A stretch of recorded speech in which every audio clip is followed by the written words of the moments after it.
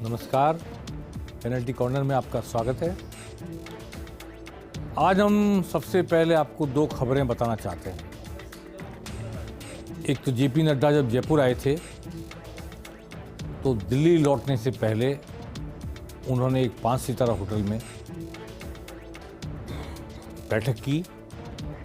उस बैठक में प्रदेश अध्यक्ष सीपी जोशी और अर्जुन मेघवाल के साथ साथ 2 बार की पूर्व मुख्यमंत्री वसुंधरा राजे भी मौजूद थी। लगभग 1.5 घंटे यह बैठक चली, जिसकी सूचना बहुत कम लोगों को थी, शायद नहीं के बराबर। वो जब एयरपोर्ट के रवाना हुए तो ये माना जा रहा था कि एयरपोर्ट जा रहे हैं, लेकिन वो एयरपोर्ट के करीब एक होटल में गए और वहाँ वसुंधरा राजे के साथ बाकी 2 नेताओं की मौजूदगी में उन्होंने डिटेल से बातचीत की। उसके बाद वसुंधरा राजे मेघवाल और सीपी जोशी नड्डा के साथ ही एयरपोर्ट पहुंचे। अर्जुन मेघवाल और नड्डा दिल्ली चले गए। वसुंधरा राजे और सीपी जोशी एक चार्टर प्लेन से एक साथ जोधपुर के रवाना हुए, जहां कल प्रधानमंत्री मोदी की सभा होनी है। मैं इस बैठक को काफ़ी महत्वपूर्ण मानता हूं चुनाव की दृष्टि से, क्योंकि इसके बाद हमारे संवाददाता ने एयरपोर्ट से जानकारी दी कि वसुंधरा राजे की बॉडी लैंग्वेज काफ़ी बेहतर थी, काफ़ी अच्छी थी, प्रफुल्लित थी वो नड्डा जी को छोड़ते समय और जोधपुर जाते समय। तो इस 1.5 घंटे की बैठक में क्या हुआ ये तो वो 4 ही व्यक्ति जानते हैं जो अंदर मौजूद थे। लेकिन ऐसी गोपनीय बैठक जो प्री शेड्यूल नहीं थी, पहले से तय नहीं थी, और एक 5 सितारा होटल में गोपनीय तरीके से हुई है, ये जानकारी हम अपने दर्शकों को देना चाहते हैं। दूसरी खबर ये बताना चाहते हैं कि आरएलपी के सुप्रीमो हनुमान बेनीवाल के साथ आज बद्रीराम जाखड़ की मुलाकात हुई। बद्रीराम जाखड़ पूर्व सांसद पाली के कांग्रेस के नेता, अशोक गहलोत के बेहद करीबी। लेकिन दोनों में कॉमन बात यह है कि बद्रीराम जाखड़ की बेटी ने लीला मदेरणा के सामने जिला प्रमुख का चुनाव लड़ा था, और दिव्या मदेरणा और हनुमान बेनीवाल के बीच जबरदस्त वाकयुद्ध चल रहा है और दोनों में जबरदस्त 36 का आंकड़ा है। तो मदेरणा परिवार के 2 राजनीतिक शत्रु आज आपस में मिले। दोनों की पार्टी अलग अलग है, एक कांग्रेस के पूर्व सांसद भी हैं और अशोक गहलोत के करीबी हैं, और वो आरएलपी के सुप्रीमो है।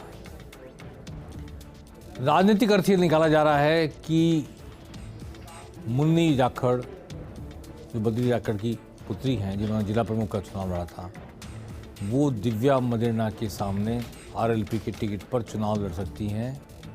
ये मतलब निकाला जा रहा है इस मुलाकात का। चलिए बात करते हैं आज की दिन भर की घटनाओं पर। आज जेपी नड्डा जयपुर आए। सुझाव आपका संकल्प हमारा, संकल्प पत्र बनाने के लिए, सुझाव लेने के लिए 200 सीटों पर जाने वाले रथ शुरू किए गए। आकांक्षा रथ इनको कहा गया, और आपनो राजस्थान इस अभियान का नाम दिया गया, और एक टोल नंबर जारी किया गया। इस टोल नंबर पर भी लोग अपने अपने सुझाव दे सकेंगे, और उन सुझावों के आधार पर भाजपा अपना घोषणा पत्र बनाएगी। आज वसुंधरा राजे भी काफ़ी तल्ख थी कांग्रेस सरकार के प्रति, और जेपी नड्डा तल्ख होते ही जेपी नड्डा ने आज ये कहा कि 5 साल अशोक गहलोत ने सचिन पायलट कहाँ जाते हैं, किससे मिलते हैं, ये जानने में ही निकाल दिए, खुफिया जानकारी करने में ही। और वसुंधरा राजे ने कहा कि मैं जानती थी कि राहुल गांधी भले ही कह रहे हों, लेकिन किसानों के कर्जे माफ़ नहीं किए जा सकते, सहकारी बैंकों को छोड़ दो, कमर्शियल बैंकों के, और वो नहीं माफ़ किए जा सके। और ऐसी बात कांग्रेस ने जो कही वो नहीं कर सकते थे। हम वो कहते ही नहीं हैं जो नहीं कर सकते, हम जो कहते हैं वो करते हैं, और जो नहीं कहते वो भी करके दिखाते हैं। आइए सुनते हैं जेपी नड्डा ने ये रथ रवाना करते समय क्या कहा और वसुंधरा राजे ने क्या कहा। अब देखिए बड़ी इंटरेस्टिंग बात, 5 साल तो आप लगे रहे, सचिन कहां जाता है, क्या करता है, कौन है उसके साथ, आपस में खींचा तानी खींचा तानी खींचा तानी 5 साल गुजार दिए। मैं सही बोल रहा हूं कि नहीं बोल रहा हूं? मैं सही बोल रहा हूं कि नहीं बोल रहा हूं? 5 साल गुजार दिए खींचा तानी में, और अपने तरफ एमएलए खींचने के लिए इनको दी हर तरीके की छूट, और उन्होंने मचाई हर किस्म की लूट। मैं सही बोल रहा हूं कि नहीं बोल रहा हूं? मैं सही बोल रहा हूं कि नहीं बोल रहा हूं? अब इनको घर बैठाओ और भारतीय जनता पार्टी को काम दो, ताकि वो काम करके आगे बढ़े। ये जब आए तो सबसे पहले आपको बोले कितने, 1 2 3 4 5 6 7 8 9 10 दिन के अंदर आपका कर्जा माफ हो जाएगा। हम भी जानते थे, और मुझे लगता है कि आप में से भी बहुत सारे लोग जानते थे कि हो ही नहीं सकता। संपूर्ण कर्जा कैसे माफ हो सकता है? सेंट्रल बैंक का और जो आपके जो कमर्शियल बैंक्स हैं उनके कर्जे माफ कैसे होंगे भाई? किसी ने सोचा? बाद में जब सब हो गया, तब जब मैं उनके पास गई, मैंने कहा ये क्या? उन्होंने कहा साहब आपका तो कर्जा माफ हो गया था, सोचा हो सकता है। मैं कहा ऐसे मत सोचो, इसके बारे में बहुत गहन चिंतन करने की जरूरत है, क्योंकि जो काम हो ही नहीं सकता वो कर ही नहीं सकते।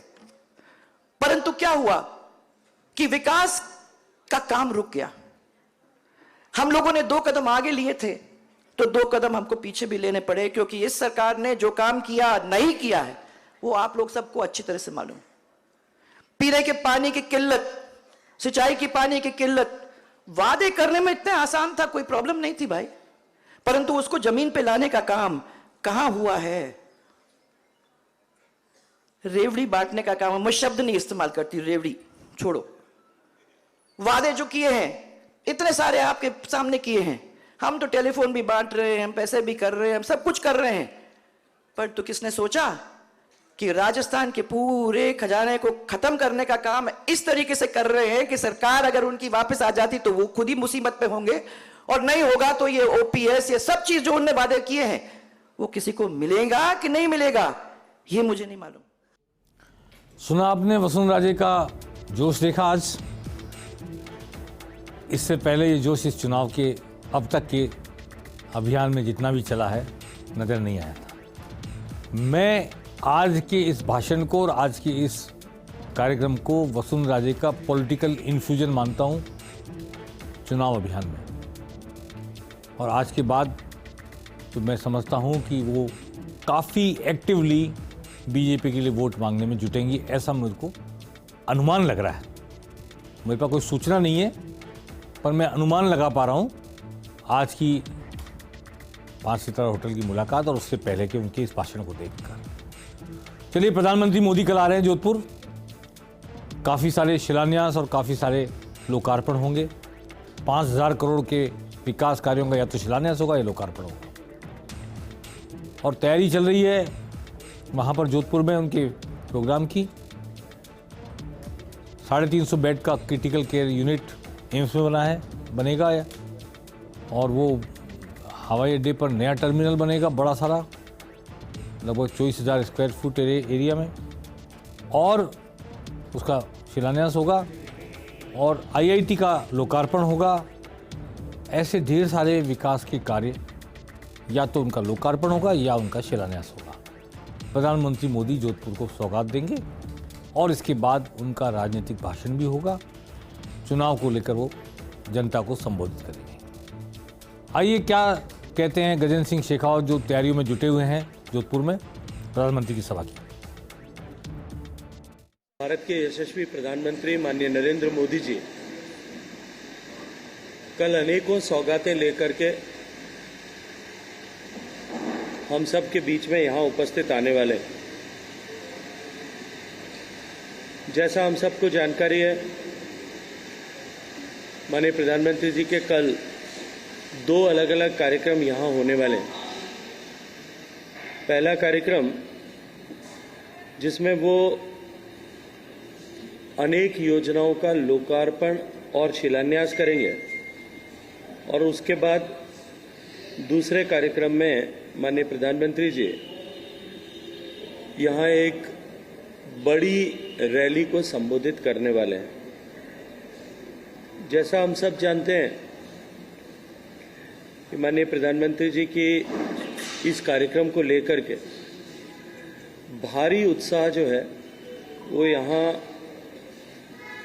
पूरे इन 20-22 विधानसभा जहां से लोग आने वाले हैं, लगभग पूरे पश्चिमी राजस्थान में इस कार्यक्रम को लेकर के है। प्रधानमंत्री की सभा, हाल ही में जो सभाएं हुई है उनकी, उन पे दिन पे दिन जोश बढ़ता जा रहा है, लोगों की संख्या बढ़ती जा रही है। जयपुर की सभा तो निश्चित तौर पर बहुत बड़ी सभा थी। अब जोधपुर में देखें क्या होता है कल। कांग्रेस में कल मुख्यमंत्री राजस्थान के विजन 2030 का डॉक्यूमेंट पेश करेंगे। एक कॉलेज में समारोह होगा और 2030 का विजन, जो ऐसा कहते हैं 2 करोड़ लोगों की राय से बनाया गया है, उस विजन को कल मुख्यमंत्री प्रस्तुत करेंगे। उससे पहले आज उन्होंने शाम को ट्वीट किया और ट्वीट करके कहा कि जल्द आ रहा है वक्त, होगा 10 गुना तरक्की पर दस्तखत। और महिला अपराध को लेकर भी लिखा कि बेटियों के लिए सुरक्षित राजस्थान, मंचलों पर लगाई लगाम। अब कल वो क्या पेश करते हैं इस पर चर्चा कल ही हो पाएगी। लेकिन आज जेपी नड्डा ने जरूर ये कहा था कि वसुंधरा जी ने भी कहा कि 2023 की तो बात कर नहीं रहे, 2030 की बात कर रहे हैं। चलिए कल जब वो पेश करेंगे विजन डॉक्यूमेंट, उस पर हम चर्चा करेंगे। और अभी हम बात करने जा रहे हैं कि आज कांग्रेस के वार रूम में एक बैठक हुई। प्रदेश कांग्रेस के अध्यक्ष गोविंद सिंह डोटासरा मौजूद थे, लेकिन इम्पॉर्टेंट बात ये थी कि शशिकांत सेंथिल, जो कर्नाटक में कांग्रेस के वार रूम के प्रभारी थे, वो आज इस बैठक में शामिल हुए कि उनको राजस्थान में भी वार रूम का प्रभारी बनाया गया। उनके साथ साथ मुख्यमंत्री के ओएसडी लोकेश शर्मा, जसवंत गुजर, कैप्टन अरविंद, कई लोग साथ रहे। और कांग्रेस का वॉर रूम कैसे काम करेगा, कैसे रिपोर्टिंग होगी, क्या परफॉर्मेंस रहेगी, क्या टारगेट है, चुनाव के दौरान काम करने का तरीका क्या होगा, इस सब पर आज उन्होंने चर्चा की। अब वॉर रूम जब काम करेगा तो पता लगेगा कि किस तरह वो वॉर को देख रहा है। क्योंकि शशिकांत सेंथिल के पास अनुभव है कर्नाटक का, उन्होंने अच्छा सा काम वहाँ किया है, तो उम्मीद करनी चाहिए कांग्रेस का वार रूम यहाँ काफ़ी अच्छा काम करके दिखाएगा। समय समय पता लगता रहेगा। अब आज एक और बात सामने आई, सचिन पायलट टोंक गए। सचिन पायलट ने टोंक में मीडिया को भी संबोधित किया, लोगों को भी संबोधित किया। काफ़ी भीड़ उमड़ी वहाँ पर और उस भीड़ से वो उत्साहित भी थे। पायलट ने कहा कि निश्चित तौर पर परिवर्तन आएगा, लेकिन परिवर्तन कहाँ? देश की राजनीति में। 5 प्रदेशों में कांग्रेस जीतेगी, राजस्थान सहित। राजस्थान, मध्य प्रदेश, छत्तीसगढ़, तेलंगाना, मिजोरम, 5 जगह चुनाव एक साथ। 5 जगह कांग्रेस जीतेगी और 2024 में दिल्ली में भी परिवर्तन आएगा, ऐसा कहा सचिन पायलट ने। आइए देखते हैं सचिन पायलट के संबोधन को और मीडिया से बातचीत को। अनेकों पत्रकारों को जिस प्रकार तंग करने की कोशिश की गई, छापे डाले, कईयों को डिटेन किया गया, पूछताछ की गई, तो जो स्वतंत्र प्रेस का जो एक वातावरण है उसको कहीं ना कहीं दमन और सत्ता की ताकत से दबाने की कोशिश की जा रही है।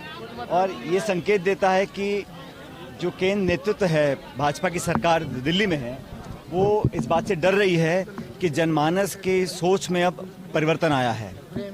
परिवर्तन हिमाचल प्रदेश में आया, कर्नाटक में आया, अब इन 4 राज्यों में चुनाव होने वाले हैं, वहाँ पर भी आएगा।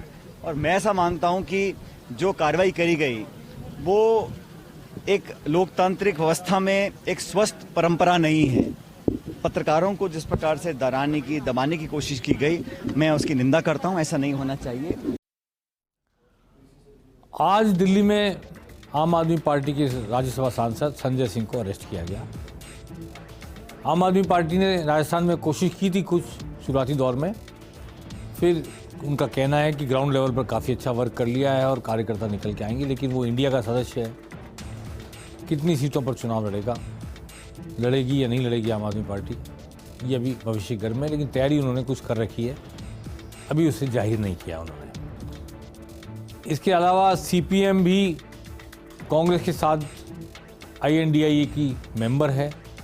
उस गठबंधन के सदस्य के नाते कांग्रेस भाजपा विरोधी दो दलों के गठबंधन की तरफ देख सकती है और CPIM को राजस्थान में 3 या 4 सीटें लड़ने के लिए दे सकती है। 2 विधायक हैं भी CPM के, हर बार अक्सर 2-3 विधायक चुनकर आते रहते हैं CPM के, ऐसा लंबे समय से इतिहास है, एक बार को छोड़ के। तो हो सकता है जहां उनके सिटिंग MLA वहां, या CPM जो सीट चाहे उसमें कॉमरेड रमनाराम के लिए भी कोई सीट दे सकती है, लेकिन वो दाता रामगढ़ नहीं हो सकती जहां से वो पिछली बार चुनाव लड़के 40-50 हज़ार वोट लाए थे। वो सीट दोहद हो सकती है या कोई और हो सकती है। दाता रामगढ़ में चूंकि वीरेंद्र सिंह चौधरी वर्तमान सिटिंग MLA भी हैं और नारायण सिंह के बेटे हैं जो 7 बार MLA रह चुके हैं, उस सीट पर उनका CPM को देना मुश्किल लगता है। अभी कांग्रेस में इस संबंध में भी क्लैरिटी नहीं है कि सुभाष गर्ग कांग्रेस से लड़ेंगे या पिछली बार जिस पार्टी से लड़के चुनाव जीते थे, 1-2 सीट दी थी कांग्रेस ने, उसी पार्टी जयंत चौधरी की पार्टी से लड़ेंगे। अभी ये भी क्लैरिटी नहीं आ पाई है। बसपा, आम आदमी पार्टी और BTP ऐसी दूसरी पार्टियों की तरफ से अभी AIMIM ज़्यादा हलचल देखने को नहीं मिल रही है। मैं समझता हूँ 7 तारीख को शायद आचार संहिता लग जाएगी, चुनाव की तारीखों की घोषणा हो जाएगी, फिर सभी दल एक्टिव होंगे और एक्टिवली इनकी परफॉर्मेंस देखने को मिलेगी। हम आपको बताते रहेंगे कब कौन दल किस ओर मुड़ रहा है, किस ओर झुक रहा है, कौन सा राजनेता पाला बदल रहा है, कौन सा राजनेता अपनी पार्टी में छेद कर रहा है। समय समय पर बताते रहेंगे। ऐसी बहुत सारी घटनाएं होंगी इस चुनाव में। मुझे लगता है काफ़ी घमासान होने वाला है यह विधानसभा चुनाव।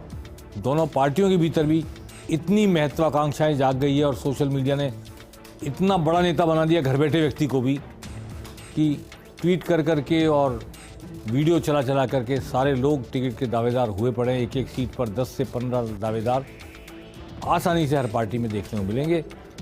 उनको कैसे पार्टियां समझाएगी अपने टिकट देने के बाद, ये भी एक बड़ी चुनौती दोनों बड़े राजनीतिक दलों के सामने होंगी।